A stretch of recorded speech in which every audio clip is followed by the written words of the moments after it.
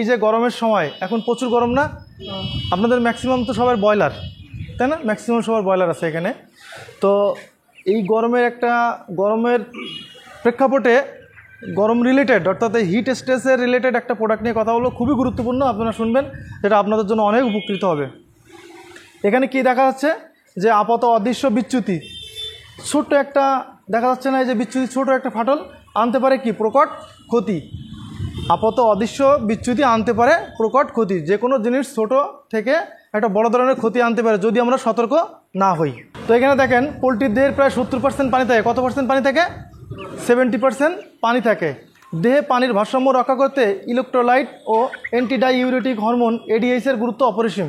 এই যে পানির ব্যালেন্সটা রাখার জন্য কি প্রয়োজন?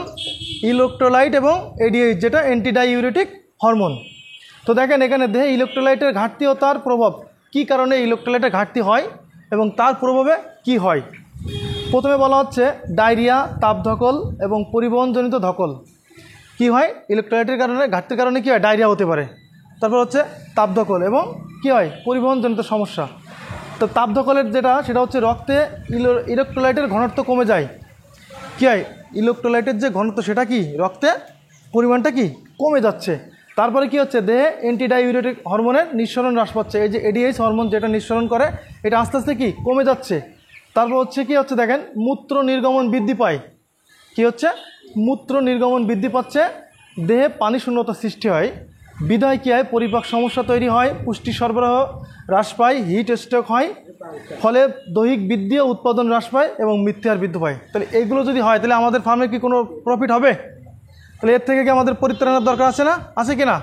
এছাড়াও আরও কী সমস্যা হয় দেখেন, যখন মূত্র নির্গমন বৃদ্ধি পায় তখন কি লিটারে অনেক ভিজে যায় না? বারবার যখন সে মূত্র নির্গমন করে তখন লিটারটা কি স্যাঁতসেঁতে ভিজে যায় না? ভিজে গেলে কি হয়? লিটারের আর্দ্রতা বেড়ে যায়। তার ফলে কী হয়? অ্যামোনিয়া উৎপাদন বৃদ্ধি পায় এবং শ্বাসতন্ত্রের জটিলতা হয়। একটার সাথে কিন্তু একটা রিলেটেড।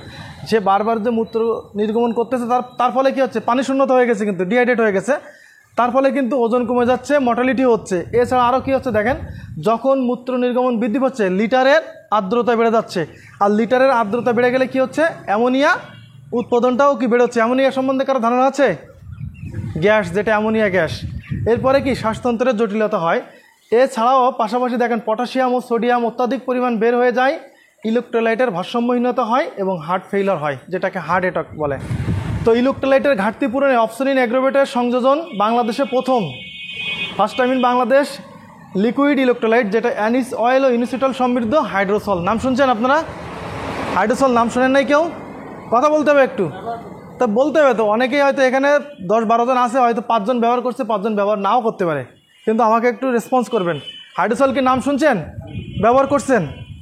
আচ্ছা, তো দেখেন আমরা বলছি first time in Bangladesh liquid electrolyte anise oil ও ইনোসিটল সমৃদ্ধ কি হাইড্রোসল, যেটা বলতেছি একটি অভিনব ইলেকট্রোলাইট ব্যাংক।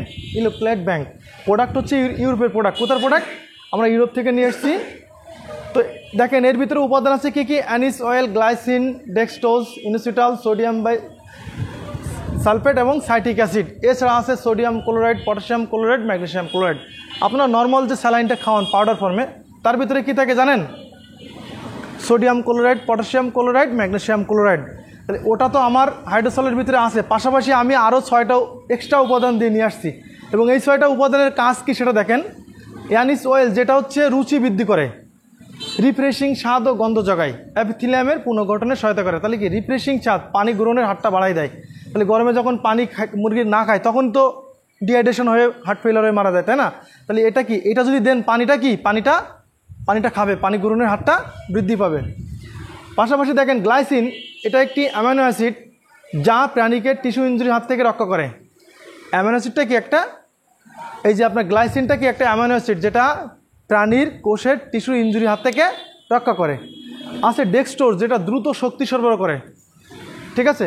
এরপর আছে আপনার ইনোসিটল, যেটা প্রাণীর শক্তি ব্যবহারে উন্নীত করে, অর্গানিক অসমোলাইট হিসাবে কাজ করে। এবং সোডিয়াম ক্লোরাইড যদি বেশি হয়ে যায় তার একটা ব্যালেন্স ঠিক করে। যখন অতিরিক্ত সোডিয়াম ক্লোরাইড অর্থাৎ লবণ যদি বেশি হয়ে যায় সেক্ষেত্রে কি একটা ক্ষতি প্রভাব আছে না, তার একটা ব্যালেন্স ঠিক করে কে? ইনোসিটল। এবং সাইট্রিক অ্যাসিড, যেটা আপনার ম্যাগনেসিয়াম, পটাশিয়াম, সোডিয়াম ও আয়নের পরিবহন বৃদ্ধি করে, পাশাপাশি বিপাক ক্রিয়ায় অংশগ্রহণ করে। এছাড়া আছে সোডিয়াম বাইসালফেট, যেটা অ্যান্টি ইনফেক্টিভ এবং অ্যান্টি অক্সিডেন্ট ক্রিয়া প্রদর্শন করে। পাশাপাশি যেটা আছে sodium chloride, potassium chloride, magnesium chloride কী করে, পোলট্রির পানি গ্রহণ 85% পর্যন্ত বৃদ্ধি করে। তাহলে আমাদের যে এক্সট্রা যে উপাদানগুলো আছে, স্যালাইন ছাড়া যে এক্সট্রা উপাদান, সেই এক্সট্রা উপাদানে কিন্তু আবার আলাদা আলাদা কাজও করে। বুঝতে পারছেন আপনারা? যদি কারো কোনো কোশ্চেন থাকে করতে পারবেন। তো এছাড়া দেখেন হাইড্রোসল 1 নজর কী বলতেছে, সহজে ইলেকট্রোলাইটটাকে রিলোড করে, প্রাণীকে দ্রুত রিহাইড্রেট করে এবং রিফ্রেশ, ধকল থেকে প্রাণীকে রিফ্রেশ করে। কে করে? হাইড্রোসল। তাহলে আপনি কোথায় কোথায় এটা ব্যবহার করবেন? ইলেকট্রোলাইটের ভারসাম্য সুনিশ্চিত করার জন্য, ডায়রিয়া ও পানি শূন্যতায়, তাপ ধকল নিয়ন্ত্রণে, পরিবহনের আগে ও পরে। অনেক সময় আপনারা মুরগি যখন বিক্রি করেন, সেক্ষেত্রে কি মুরগি নিয়ে যায়, ব্যাপারে কি বলে যে ভাই 20টা মুরগি মারা গেছে, এরকম বলে না? বলে কি না? তো সেক্ষেত্রে যদি আপনি হাইড্রোসলের পানিটা খাওয়াই দেন, তাহলে কী হবে, ওইখানে মর্টালিটিটা থাকবে না, নাম্বার 1। নাম্বার 2 কী হবে, আপনি অনেকেই কিন্তু মুরগি বিক্রি করার আগে একটু ওজনও চাই কি না, সেটা অসৎভাবে না কিন্তু সৎভাবে আপনি যদি হাইড্রোসলের পানিটা দেন, তাহলে ও কিন্তু পানিটা বেশি খাবে। তা পানিটা দরকার না, বডিতে কিন্তু খাবারের চেয়ে পানি বেশি থাকে না 70%, তাহলে পানি খাওয়াইলে কি কোনো অসাধু উপায় হবে? এটা হবে না কিন্তু। তাহলে কী হবে, একদিকে পানিটাও বেশি খাবে, আরেকদিকে কী হবে, আপনার মুরগিটা নিয়ে গেলে মুরগিটা মারা যাবে না। তাই দুইটা উপকার হচ্ছে না। এরপরে হচ্ছে পানি গ্রহণ বৃদ্ধিতে, ওই যেটা বললাম যে পানি গ্রহণটা বাড়বে, পাশাপাশি ভ্যাকসিন এবং অ্যান্টিবায়োটিক চিকিৎসার সময় এবং পরে আপনি এটা দিতে পারবেন। তাহলে কি বুঝতে পারছেন হাইড্রোসল কোথায় ব্যবহার করবেন? এই গরমে আপনারা হাইড্রোসল ব্যবহার করবেন, মুরগি স্ট্রোক করবে না, ডায়রিয়া হবে না, পরিবহনের আগে পরে, ইলেকট্রোলাইটের ব্যালেন্স ঠিক রাখার জন্য ভ্যাকসিনের আগে পরে এবং পানি গ্রহণ বৃদ্ধি। এখন আসেন ডোজ দরকার আছে না, ব্যবহার করবেন কিভাবে? আপনারা যারা ব্যবহার করেন ডোজ দেন কি বলেন তো?